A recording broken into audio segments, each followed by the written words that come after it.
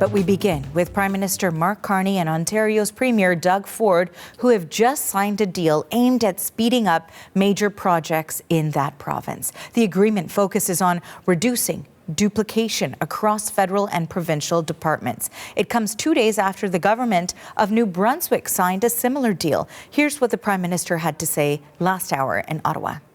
Canada and Ontario are signing a cooperation agreement on environmental and impact assessment. This agreement will speed up project approval timelines by introducing a new one project, one review approach. And under the agreement, Canada and Ontario will have a streamlined and flexible assessment process. And the CBC's Janice McGregor joins us now live from Ottawa with more on this story. So Janice, what is in the agreement that Carney and Ford just signed? Well, it's not a terribly long legal agreement, about 5 pages. It has kind of a boring name. It's called a Cooperation Agreement between Ontario and Canada on Environmental and Impact Assessment. What it does, though, really important for Canada's economic future, really important for its sovereign future when it comes to developing the potential of the resource sector at a time when Canada is having to rethink, rework a lot of its trading relationships and figure out where its economic growth is going to come from if it is facing hostilities from the U.S. for years to come. Essentially, the language recognizes that when it comes to environmental reviews in particular, those jurisdictional responsibilities are shared under this agreement. The two levels of government are sort of signing on to the fact that both jurisdictions, it says, have robust processes for high quality assessments. Both of them agreeing in this agreement to the principles of Indigenous consultations and upholding the treaty rights in the Constitution for affected First Nations, Indigenous peoples, where projects may fall in their territory.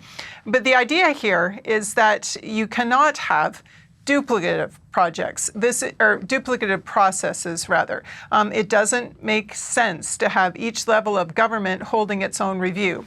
One review should do it. And so as Doug Ford put it, sort of one project, one process, one decision, not a whole lot of separate processes, any of which could see delays or get sidetracked. Where the rubber hits the road for this, of course, is the Ring of Fire, that part of Northern Ontario where there are so many critical minerals in the ground that they want to start developing.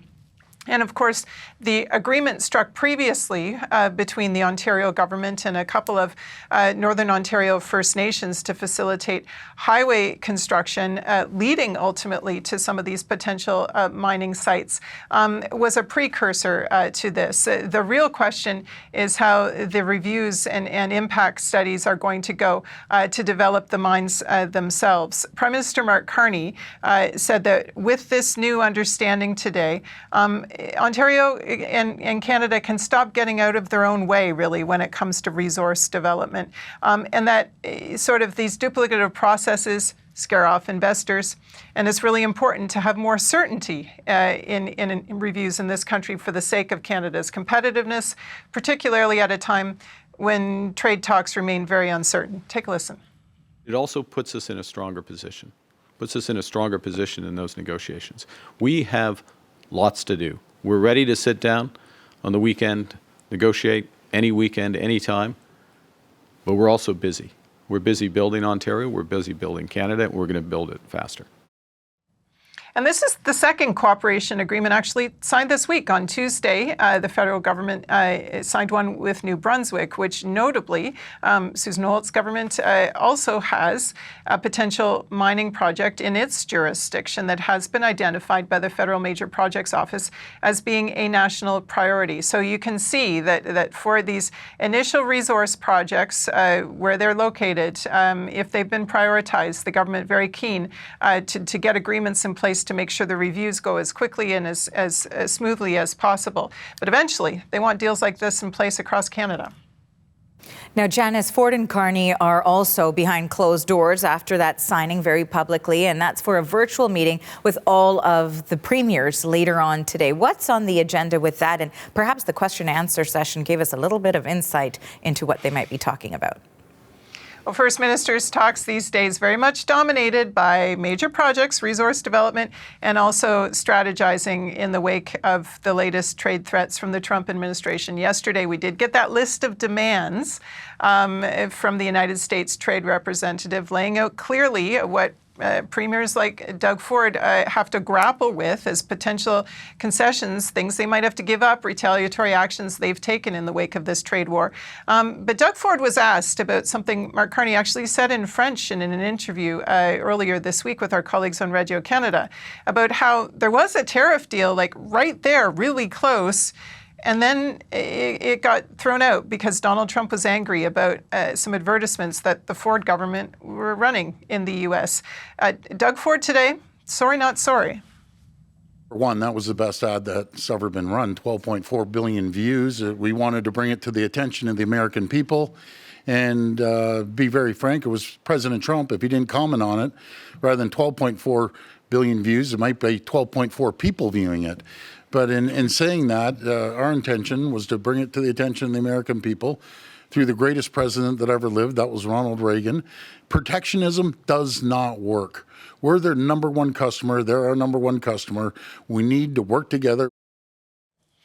So the coordination of that strategy, maybe still some differences of opinion there. Look, other tensions around the Premier's table are going to have to face this afternoon. We heard from BC Premier David Eby, for example, yesterday about how he doesn't feel that when it comes to things like developing critical rail infrastructure and ports, that Western Canada is getting as much attention as maybe some of these projects in Eastern Canada, something that really came to the fore after a decision by Saskatchewan potash exporter Nutrien to invest in a rail port in Washington State instead of British Columbia. Here's what BC's Premier was saying about that to reporters yesterday. If they have $60 billion to take an hour off of the train ride between Montreal and Ottawa, then I am sure we can reach agreement on moving goods and people around British Columbia without difficulty.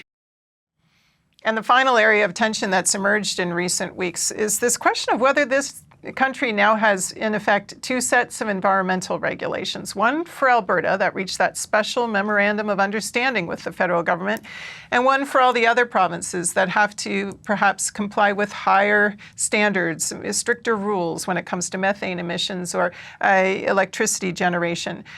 This hasn't sat well with premiers across the board, and no doubt something that could come up this afternoon. Janice, thank you for this. That's the CBC's Janice McGregor reporting from Ottawa.